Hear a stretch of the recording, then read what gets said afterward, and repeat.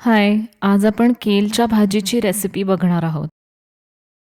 पहिल्यांदा केलची भाजी स्वच्छ धुवून घ्या. त्याची पानं आणि देठं वेगळी करा आणि देठं बारीक चिरून घ्या आणि पानंही बारीक चिरा.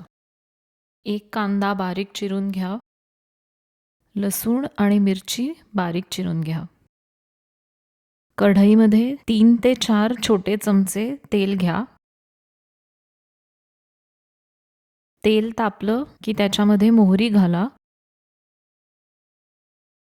आणि झाकण ठेवा, जेणेकरून मोहरी बाहेर उडणार नाही, कढईतच राहील.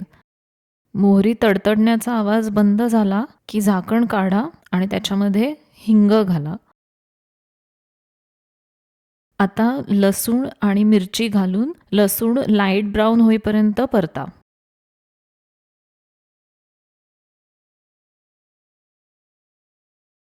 बारीक चिरलेला कांदा घाला आणि 2 मिनिटं परता. ही केलची बारीक चिरलेली देठं आहेत ती घाला आणि 2 मिनिटं परता. आता गॅस बारीक करा आणि झाकण ठेवून 2 वाफा येईपर्यंत देठं शिजवून घ्या.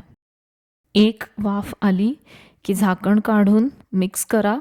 देठं शिजायला वेळ लागतो, म्हणून देठं आधी शिजवायची आणि मग केलची पानं जी चिरून ठेवलेली आहेत ती घालून भाजी शिजवायची आणि पुन्हा झाकण ठेवून अजून एक वाफ येऊ द्या. देठं शिजली आहेत. आता मटार घाला आणि 2 मिनिटं परता. हा फ्रोझन मटार वापरते आहे. तुम्ही पाहिजे तर फ्रेश मटार वापरू शकता.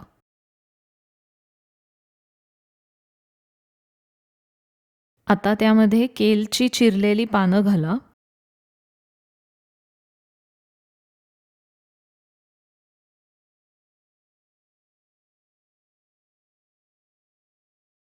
आणि 2 मिनिटं परता. झाकण ठेवून साधारणपणे 5 ते 7 मिनिटं भाजी शिजवायची आहे आणि मध्ये मध्ये झाकण काढून भाजी परता.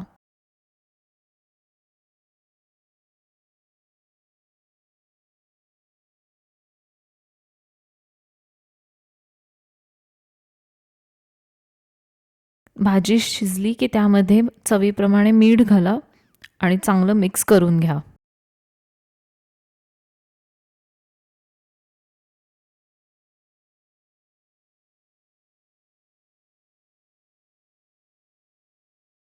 दाण्याचं कूट 2 ते 3 चमचे घाला आणि ओलं खोबरं घालून भाजी मिक्स करून सर्व्ह करा. ही भाजी भाकरीबरोबर, पोळीबरोबर छान लागते किंवा नुसता आमटी भात केलात आणि बाजूला जर का भाजी हवी असेल तोंडी लावणं म्हणून, तर हा खूप एक चांगला ऑप्शन आहे आणि हेल्दी आहे. तुम्ही नक्की करून बघा. Thank you for watching. Bye.